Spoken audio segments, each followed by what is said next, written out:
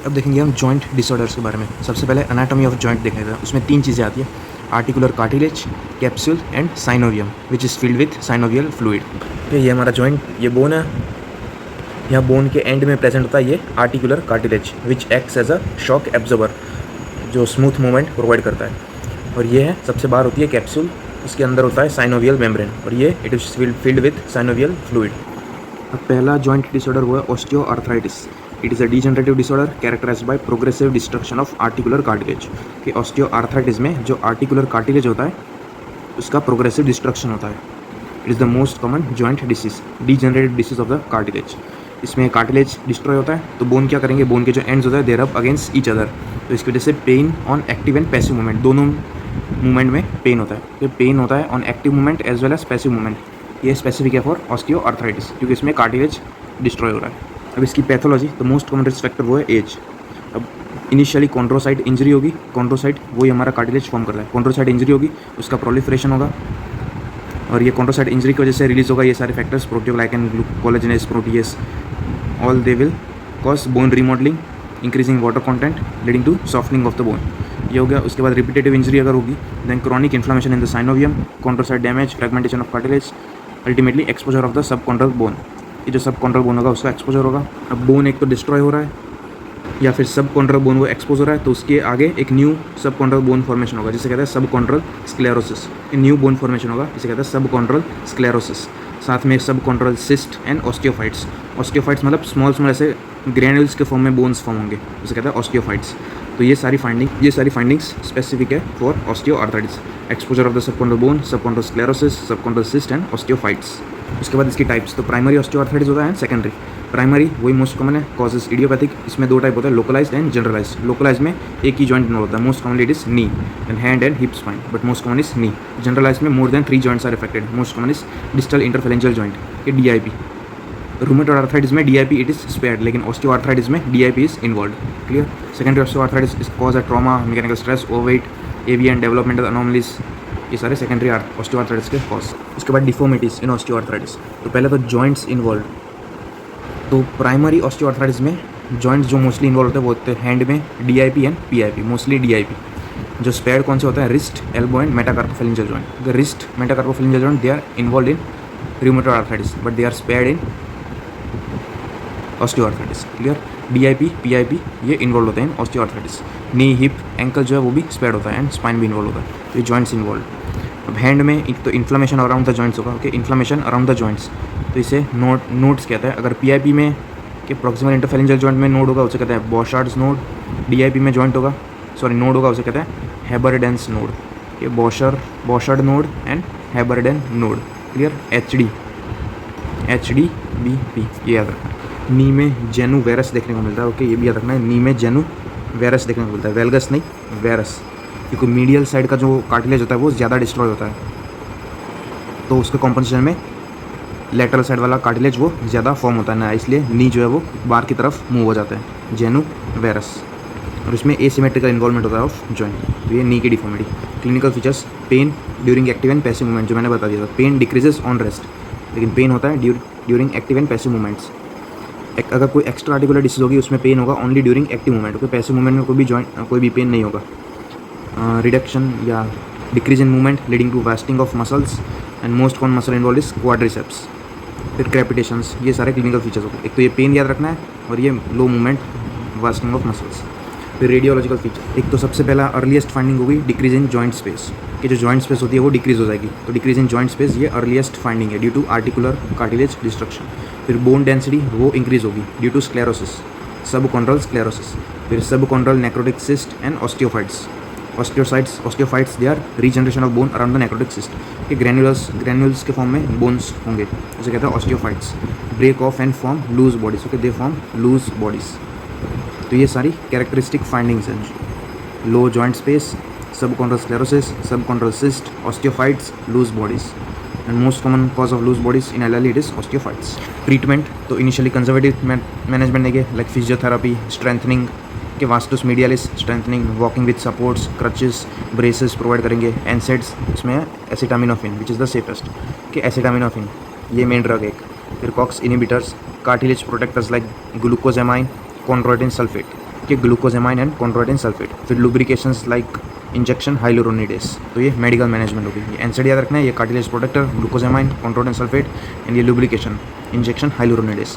फिर surgical methods, arthroscopic joint washout के जो लूज बॉडी होंगे उसे हम रिमूव करेंगे, आर्थ्रोस्कोपिक जॉइंट वॉशआउट। फिर high tibial osteotomy to correct varus deformity, high tibial osteotomy के याद रखना है, सिर्फ वेरस डिफॉर्मिटी को करेक्ट करने के लिए ये सर्जरी होती है, हाई टिबियल ऑस्टियोटोमी। उसमें मीडियल पार्ट जो होता है उसे हम रिमूव कर दें, जिस तरीके से मीडियल पार्ट उसे हम रिमूव कर दें। फिर यूनिकॉन्डाइलर या फिर total knee replacement, total hip replacement, ये सारी surgical method. High tibial osteotomy it is done only in the young age, early stage of the disease and only if medial side is affected.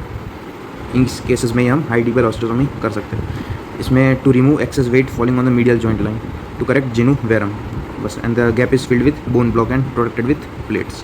ये high tibial osteotomy. ये इसकी contraindication है, more than 20 degree correction, bicompartmental या lateral condyle involve, rheumatoid arthritis, flexion contraction more than 15 degree, knee flexion less than 90। इसके बाद total knee replacement है, 3 component है, femoral, tibial and liner. ये femoral, tibial and बीच में एक liner. Patellar clunk syndrome it is a complication of total knee replacement. इसमें जो फीमोरल प्रोस्थेसिस होता है दे कॉज मैकेनिकल इरिटेशन, इसकी वजह से स्कार्फ टिश्यू फॉर्म होता है, जो एक मैकेनिकल कैचिंग, एक क्लिक साउंड आता है जब नी एक्सटेंड करता है, तब उसे कहते हैं पटेलर क्लंक सिंड्रोम। फिर टोटल हिप रिप्लेसमेंट बस इतना ही।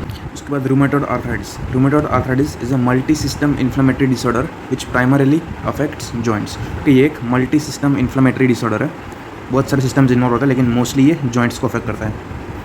It is most common type of inflammatory arthritis, it is the disease of synovium. Osteoarthritis जो था it is the disease of articular cartilage, rheumatoid arthritis it is the disease of synovium. Autoimmune multi system disorder है। इसमें होता क्या है, साइनोवियम जो होता है उसमें इम्यून कॉम्प्लेक्स डिपोजिशन होता है लीडिंग टू साइनोवाइटिस। फीमेल्स में ज़्यादा होता है, HLA DR1 DR4 एसोसिएशन होता है, smoking and infection they are risk factors. इसमें they are erosive type which destroys joint. SLE जो कि दूसरी एक इन्फ्लेमेटरी कंडीशन है, it is non erosive arthritis, मतलब उसमें जॉइंट का डिस्ट्रक्शन नहीं होता। रूमेटॉइड आर्थराइटिस में जॉइंट डिस्ट्रक्शन होता है because it is erosive type, ये याद रखना है, erosive type, it destroys joint. इसमें 2 फैक्टर्स होते हैं जिससे डायग्नोसिस होता है रूमेटॉइड आर्थराइटिस का, NTCCP जो एक मोस्ट स्पेसिफिक फैक्टर है, और है रूमेटॉइड फैक्टर जो कि बहुत मोस्ट सेंसिटिव फैक्टर है। ये sensitive rheumatoid factor, specific NTCCP। अब जो जॉइंट इन्वॉल्वमेंट होगा वो बायलैटरल होगा, symmetrical and peripheral joints involve होंगे, क्योंकि मोस्टली पेरिफेरल जॉइंट्स इन्वॉल्व होंगे, और वो बायलैटरल एंड सिमेट्रिकल होगा। Axial joints they are rarely involve, और वो सर्वाइकल स्पाइन में होगा। But most commonly joints involve हुआ है मेटाकार्पोफेरेंजियल जॉइंट के MCP मोस्ट कॉमन है। ऑस्टियोआर्थराइटिस में क्या था, DIP, इसमें है MCP then wrist then PIP। इसमें DIP distal interphalangeal joint and first carpometacarpal joint they are spared, कि सिर्फ DIP याद रखो, DIP is spared in rheumatoid arthritis. Most common is MCP। अगर सर्वाइकल स्पाइन इन्वॉल्व हुआ it will lead to C1 C2 subluxation, cord compression होगा and lead to quadriplegia. फिर pathology, इसमें एक तो साइनोवाइटिस होती है, वो मैंने बता दिया पहले। देन फॉर्मेशन ऑफ पेनस होता है, पेनस मतलब ग्रेनुलेशन टिश्यू के formation of penis, destruction of the cartilage, bone erosion, and finally जो एंड सीक्वेल होगा वो होगा फाइब्रस एंकाइलोसिस। एंकाइलोसिस मतलब फ्यूजन ऑफ जॉइंट, और ये फाइब्रस टिश्यू की वजह से हो रहा है, इसलिए इसे कहता है fibrous ankylosis, fusion of joint by fibrous tissue leading to complete stiffness. ये उसकी पैथोलॉजी। ये पैथोजेनेसिस है, inflammation of synovium, microvascular proliferation, pannus formation याद रखना है, ये immune complex deposition in the vessels, synovial destruction, cartilage destruction and joint subluxation. ये clinical features है, pain, stiffness, it improves by activity not by rest. इस pain जो है it improves by activity. Osteoarthritis में पेन इम्प्रूव्स ऑन रेस्ट, लेकिन rheumatoid arthritis में pen improves by activity. तो ये डिफरेंशियल फैक्टर्स है दोनों के बीच में। फिर लोकल साइंस ऑफ इन्फ्लेमेशन है डिफॉर्मिटीज हम देखते हैं आगे। As the disease progress further fibrosis occurs which leads to fusion of joint, इसे कहते हैं एंकाइलोसिस। यहाँ पे fusion occurs due to fibrous tissue, इसलिए कहते हैं फाइब्रस एंकाइलोसिस। ऑलमोस्ट सारी इन्फ्लेमेटरी कंडीशन में फाइब्रस एंकाइलोसिस होता है, सिर्फ TB जो होता है, TB स्पाइन, उसमें बोनी एंकाइलोसिस होता है। डिफॉर्मिटीज़, पहले तो ये लाइफ एक्सपेक्टेंसी कम करता है। Most common cause of death वो है coronary artery disease and cardiovascular disease. Okay, most common cause of death coronary artery disease and cardiovascular disease. Most sensitive marker बता दिया पहले, rheumatoid factor. Most specific marker is NTCCP। Findings क्या हुई, एक तो bone erosion होगा, low joint space, swollen and inflamed synovial and cartilage destroyed. ये सारी फाइंडिंग्स होगी रूमेटॉइड आर्थराइटिस में। ये पुअर प्रोग्नोस्टिक फैक्टर्स है कि high RF, ESR, CRP, subcutaneous nodule, ये भी एक इंपॉर्टेंट फीचर है, subcutaneous nodule, erosions on X-ray and history of disease more than 1 year, this are the poor prognostic factors. Deformity, hand में क्या deformity होगी, swan neck deformity, boutonniere या button hole deformity and Z deformity. Swan neck deformity इसे कहता है, ये वाली स्वान neck deformity. जो DIP है उसका फ्लेक्शन होगा एंड PIP उसका एक्सटेंशन। वैसा बटन होल डिफॉर्मिटी, ये बटन होल, PIP उसका फ्लेक्शन, DIP उसका एक्सटेंशन। जेड डिफॉर्मिटी मतलब ulnar deviation of the finger and radial deviation of wrist. ये है Z deviation, sorry Z deformity, radial deviation of the wrist and ulnar deviation of the fingers. फिर elbow में flexion, नी में जेनु वेल्गस होगा। Osteoarthritis में जेनु virus हो रहा था, इसमें genu valgus. Wind swept deformity, flexion, triple deformity, triple deformity भी होती है इसमें। उस ट्रिपल डिफॉर्मिटी में क्या आता है, flexion, posterior subluxation of tibia and external rotation of tibia. तो ये ट्रिपल डिफॉर्मिटी भी याद रखना। एंकल में इक्वाइनस, फीट में हेलक्स वेल्गस एंड हैमरटो, हेलक्स वेल्गस एंड हैमरटो। हैमरटो मतलब flexion at the PIP joint of the toe, flexion at the PIP joint. Hallux valgus मतलब distal part of the toe it deviates away from the mid line, distal part of the toe it deviates away from the mid line, तो ये हेलस वेल्गस। फिर extra articular manifestation, ये सारी extra articular manifestation याद रखनी वो ये सबक्यूटेनियस नोड्यूल। आई में स्क्लेराइटिस होता है एंड कैरेटो कंजंक्टिवाइटिस सिक्का, जॉगरेन सिंड्रोम, तो स्क्लेराइटिस याद रखना। पल्मोनरी में प्लूराइटिस, ARDS इफ्यूजन, हार्ट में इस्चेमिक हार्ट डिसीज, न्यूरोलॉजिकल में carpal tunnel syndrome, atlantic axial dislocation, ये एक्स्ट्रा आर्टिकुलर मैनिफेस्टेशन। फिर ये क्राइटेरिया है फॉर रूमेटॉइड आर्थराइटिस, 7 क्राइटेरिया है, इसमें से 4 क्राइटेरिया प्रेजेंट होने चाहिए विच सजेस्ट रूमेटॉइड आर्थराइटिस। तो मॉर्निंग स्टिफनेस, आर्थराइटिस ऑफ 3 और more joint, arthritis of hand joint, symmetric bilateral arthritis, rheumatic nodule या subcutaneous nodule, serum rheumatoid factor है, X ray showing erosion of the wrist joint. तो ये criteria है, इसमें से 4 present होने चाहिए। दूसरा डिफरेंशिएटिंग फैक्टर, इसमें एक्सरे में no sclerosis and no osteophytes seen. जब स्क्लेरोसिस एंड ऑस्टियोफाइट प्रेजेंट होता है इन ऑस्टियोआर्थराइटिस, रूमेटॉइड आर्थराइटिस में स्क्लेरोसिस एंड ऑस्टियोफाइट प्रेजेंट नहीं होता। तो ये सारे डिफरेंशिएटिंग फैक्टर्स। रेडियोलॉजिकल फीचर्स में तो जक्स्ट्रा आर्टिकुलर ऑस्टियोपेनिया या ऑस्टियोपोरोसिस मतलब लो डेंसिटी होती है, ऑस्टियोआर्थराइटिस में हाई डेंसिटी स्क्लेरोसिस की वजह से। इसमें भी low joint space, marginal erosion, pannus, soft tissue swelling and bony erosion, ये एक्सरे फाइंडिंग्स होती है। No sclerosis and no osteophytes. Management, एक तो physiotherapy and drug of choice तो वो है ये DMARD, this is modifying anti rheumatoid drug. Methotrexate is the drug of choice. Okay, methotrexate is the drug of choice for rheumatoid arthritis. It is stopped 1 to 3 months prior to pregnancy. तो ये DMARD methotrexate हो गया। दूसरा है immunosuppressant like leflunomide, TNF alpha inhibitors, infliximab, IL-1 receptor inhibitor, anakinra, anti-CD20 antibody, rituximab and steroids. तो ये medical management है। methotrexate, immunosuppressant, TNF alpha inhibitors, anti-CD20 antibody and steroid। Surgical management में आता है synovectomy, joint replacement, okay, total knee replacement या hip replacement या फिर arthrodesis and deformity correction, ये रूमेटॉइड आर्थराइटिस। उसके बाद स्पॉन्डाइलो आर्थ्रोपैथीज, इसका मतलब होता है inflammatory arthritis affecting spine and joints. ये मोस्टली एक्सियल स्केलेटन को अफेक्ट करता है कंपेयर टू एपेंडिकुलर, मतलब स्पाइन को ज़्यादा इन्वॉल्व करता है स्पॉन्डाइलो आर्थ्रोपैथीज। इसमें RF फैक्टर वो नेगेटिव होता है, it is seronegative arthropathies, seronegative arthropathies. Young population males में ज़्यादा होता है, HLA-B27। एक्स्ट्रा आर्टिकुलर मैनिफेस्टेशन इसमें है यूवीआइटिस। रूमेटॉइड आर्थराइटिस में होता है स्क्लेराइटिस, इसमें है यूवीआइटिस। फिर इसमें इतनी सारी कंडीशंस आती है, उसमें मोस्ट कॉमन वो है एंकाइलोसिंग स्पॉन्डाइलाइटिस, एंकाइलोसिंग स्पॉन्डाइलाइटिस। दूसरी है enteropathic arthritis, it is associated with inflammatory bowel disease, Crohn's disease and ulcerative colitis. तो ये 2 इंपॉर्टेंट याद रखें। देखते हैं एंकाइलोसिंग स्पॉन्डिलाइटिस, एक्सियल स्केलेटन ज़्यादा इफेक्ट होता है, spine and sacroiliac joint they are sacroiliac joint जो है वो मोस्ट कॉमनली इन्वॉल्व जॉइंट है, और हिप भी होता है। Most common is sacroiliac joint. Small joints are spared. इसमें एक टर्म है एंथेसोपैथी, एंथेसोपैथी मतलब क्या होता है, inflammation of bone at the site of attachment to bone capsule and cartilage, मतलब जो कैप्सूल, कार्टिलेज, टेंडन्स वो सब जहाँ पे अटैच होता है बोन में, उस साइट में इन्फ्लेमेशन होता है, इसे कहते हैं एंथेसोपैथी। तो ये मेन रीज़न होता है एंकाइलोसिंग स्पॉन्डिलाइटिस का। तो जब हम एक्सरे करेंगे तो जितने भी जॉइंट्स होंगे या फिर जहाँ जहाँ पे कार्टिलेज, टेंडन वो सब अटैच हो रहा होगा, वहाँ पे हमें स्क्लेरोसिस दिखेगी। तो ये सिग्निफिकेंट फाइंडिंग होती है in ankylosing spondylitis, enthesopathy. Clinical features most important हुआ ये ग्लूटियल पेन या फिर low back pain, it is indicative of सेक्रोइलियाइटिस।